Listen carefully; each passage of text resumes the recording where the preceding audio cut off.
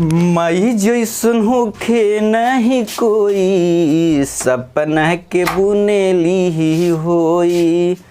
सब शाम सवेरा तोहार करली याद हो, पढ़ लिख बनिहा बबुआ क देली आशीर्वाद हो।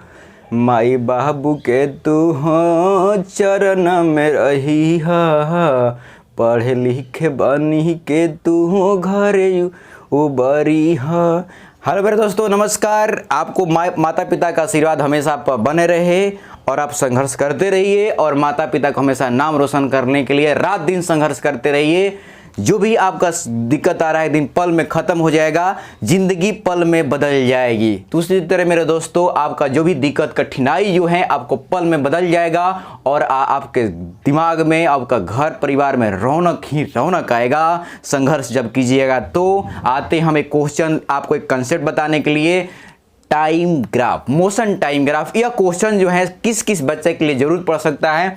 तो वह बच्चा के लिए 7 क्लास के लिए, 8 क्लास के लिए, 9th क्लास के लिए, 11th क्लास के लिए, और साथ में साथ जो बच्चा एनडीए की तैयारी कर रहा है और आईआईटी जेईई की तैयारी कर रहा है उसके लिए भी ये ग्राफ जरूरी है। आते हैं ग्राफ के लिए, हम बढ़ते हैं। अब ध्यान मेरे दोस्त कह रहे हैं कि मोशन टाइम ग्राफ के बारे में हम सोचते हैं। अब ध्यान देंगे, इसमें दो होता है, एक होता है यूनिफॉर्म मोशन होता है, एक होता है नॉन यूनिफॉर्म।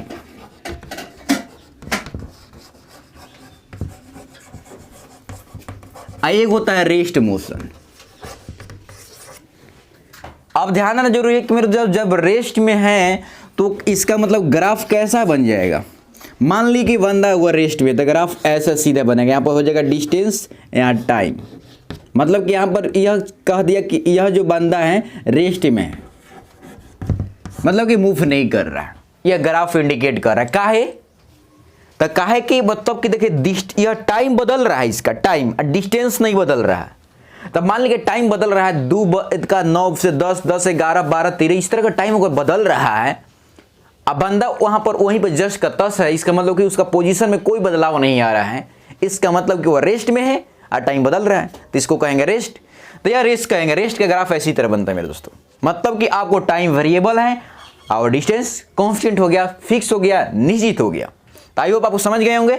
और इस तरह का ग्राफ दिया होगा तो आसानी से बोल दीजिए क्या कि रेस्ट मोशन है। इसका मतलब कि स्पीड यहां पर क्या हो जाएगा आपका 0। समझ गए हीरो? अब आगे बढ़ते हैं। अगला क्वेश्चन जो है यूनिफॉर्म के, यह यूनिफॉर्म के ग्राफ बता रहे हैं। तो यह अगर ध्यान देंगे, यूनिफॉर्म का ग्राफ जो होता है हमेशा स्ट्रेट, कहीं भी अगर ग्राफ को स्ट्रेट दिखाई दे रहा है तो वो यूनिफॉर्म का ग्राफ है। अब इसमें ध्यान देना जरूरी कि डीएसेलेरेट कर रहा है कि एक्सेलरेट कर रहा है। तो ये मोशन है यूनिफॉर्म, जब हो ये गया तो वहां पर एक्सेलरेशन की बात नहीं, मतलब कि डिक्रीजिंग फॉर्म में है, घट रहा है, उसका स्पीड बढ़ रहा ही होगा। मतलब कि उसमें डीएसेलेरेशन नहीं हो पाएगा क्योंकि 0 हो जाएगा। अब ध्यान देना जरूरी है कि यहां से जब हम आएंगे ऐसे जाने लगेगा तो यह ग्राफ हो गया, क्या हो जाएगा, यह आपका यूनिफॉर्म का हो जाएगा। यह हो जाएगा यूनिफॉर्म का। यह क्या हो जाएगा मेरे दोस्त, यूनिफॉर्म का। जब भी क्या हो जाएगा, स्टेट में चलेगा तो आपका यूनिफॉर्म का ग्राफ कहलाएगा। तो ये सभी ग्राफ यूनिफॉर्म का है। अब आपको डिपेंड करता है कि यूनिफॉर्म में क्या हो जाएगा। बता दे रहे हैं कि इसमें किसका जो है, मतलब कि इसमें कौन किसका स्पीड ज़्यादा है, किसका कम है, यह आपको बता दे रहे हैं। अब ध्यान देंगे मेरे दोस्त, अब यहां से डिस्टेंस से टाइम ग्राफ जो ले रहे हैं, अगर 2 को, यहां पर 3 को ले रहे हैं, ए बी सी। अब पूछेगा यहां पर कि यहां पर किसका जो मतलब कि स्पीड ज्यादा है, किसका कम है, किसका मोशन ज्यादा फास्ट है, किसका स्लो है, किसका बहुत मीडियम है। यह डिपेंड यहां ग्राफ को इंडिकेट कर देगा। तो जो भी टाइम की तरफ झुकेगा, मतलब टाइम की तरफ झुकने की मीन्स मतलब होता है कि जो टाइम ज़्यादा ले रहा है इसका मतलब कि स्पीड उसका लो है, और जो टाइम बहुत कम ले रहा है इसका मतलब कि स्पीड उसका ज़्यादा है। अब आपको दिमाग में बैठ गया कि यह डिस्टेंस की तरफ झुक रहा है। यह किधर झुक रहा है? यह जो ग्राफ है डिस्टेंस की तरफ झुक रहा है। इसका मतलब कि स्पीड इसका बहुत ज़्यादा है, इसका जो मोर स्पीड है, इसका का थोड़ा सा इसलिए कम हो जाएगा, इसलिए कम। 2 तरीका से, जिसका मतलब कि स्पीड बोल सकते हैं कि मोशन जो फास्ट ए का है, उसके बाद बी क्या हो जाएगा, लास्ट में सी है। हो गया मेरे दोस्त? आसानी से बता दे रहे हैं। तो इसमें आपको बहुत ही एप्लीकेशन मिलता है जब बच्चा जो आईआईटी की तैयारी कर रहा है, एसएसएम पढ़ रहा है, सिंपल हार्मोनिक मोशन पढ़ रहा है, उसके लिए बहुत ही क्वेश्चन खास बन जाता है, क्योंकि इसमें टाइम पीरियड आसानी से निकालने स्टार्ट हो जाता है। दूसरी बात रहा है मेरे दोस्त, आगे की ओर देखते हैं हम लोग नॉन यूनिफॉर्म मोशन के ग्राफ देखते हैं। हम सोचे कि आपको शॉर्ट में बताने का प्रयास करेंगे। सभी लोग 7 के बच्चा को होगा 8, 9, 10, 11, क्योंकि हमको देखना है सभी बच्चा के लिए, इसलिए हम शॉर्ट में बता रहे हैं। और शॉर्ट में भी बच्चा सभी के लिए जरूरी है।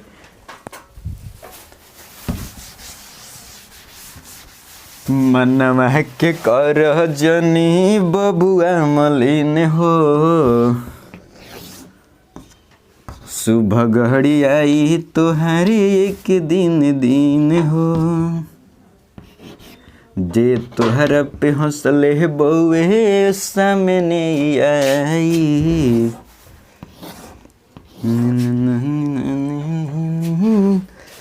देख अब मेरे दोस्त ध्यान देंगे, नॉन यूनिफॉर्म करा कि नॉन यूनिफॉर्म मीन्स होता है कि जिसका मतलब कि स्पीड में जो मोशन में बदलाव हो रहा है, जैसे जिससे होता है 50 के, कभी 10 के, कभी 15 के, कभी 16 के स्पीड में चल रहा है, तो इसका स्पीड में यह बदलाव हो रहा है, इसका मतलब कि यह नॉन यूनिफॉर्म है।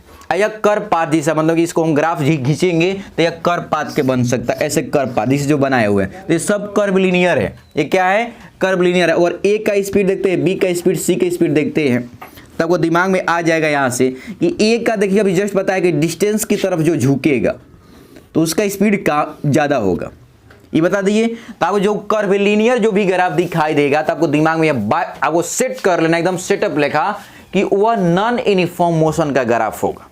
अब बात रहा कि किसका नॉन यूनिफॉर्म में किसका स्पीड ज़्यादा है, अब वो देखना है। तो जो भी डिस्टेंस की तरफ झुकेगा, जो भी डिस्टेंस की तरफ झुक जाएगा उसका स्पीड क्या हो जाएगा? ज़्यादा हो जाएगा।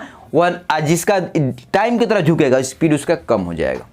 अब मेरे दोस्त ध्यान देंगे, आपको इसका मतलब मालूम चल गया होगा कि ए का स्पीड बहुत फास्ट है नॉन यूनिफॉर्म मोशन में, उसके बाद बी का हो जाएगा, उसके बाद सी का हो जाएगा। यह नॉन यूनिफॉर्म का आपको बता दिया कि किस ऑब्जेक्ट का स्पीड बहुत ज़्यादा था, किसका कम था, ये भी बता दिया। यूनिफॉर्म और नॉन यूनिफॉर्म रेस्ट का मोशन के टाइम ग्राफ बता दी मेरे दोस्तों। आई होप आपको बहुत अच्छा लगा होगा। अगर अच्छा लगा होगा और फिजिक्स, केमिस्ट्री, बायो, मैथ पढ़ना चाहते हैं, रीजनिंग, तो आप मेरे चैनल को सब्सक्राइब कर लीजिए। और 10 क्लास 12th क्लास तक कोई भी दिक्कत आ रहा है, मतलब कि साइंस के लिए तो पूछ सकते हैं, कोई इसमें दिक्कत की बात नहीं है। चाहे फिजिक्स हो, केमिस्ट्री हो, बायो हो, और साथ में साथ रीजनिंग हो, मेरे दोस्त पूछ सकते हैं। और साथ में साथ अब बता रहे मेरे दोस्तों, जो रेलवे एसएससी बैक पीओ के बच्चा तैयारी कर रहा है उसको मैथ मेरे से पूछ सकता है, रीजनिंग पूछ सकता है। और जो आईटी की तैयारी कर रहे हैं वो तो मैथ पूछ ही सकता है मेरे दोस्तों, फिजिक्स पूछ सकता है, केमिस्ट्री पूछ सकता है, व्हाट्सएप के माध्यम से पूछ सकते हैं। कोई दिक्कत होगा तो मैं साथ हूँ, आप मुझे साथ दीजिए, मैं साथ दूंगा। जय हिंद।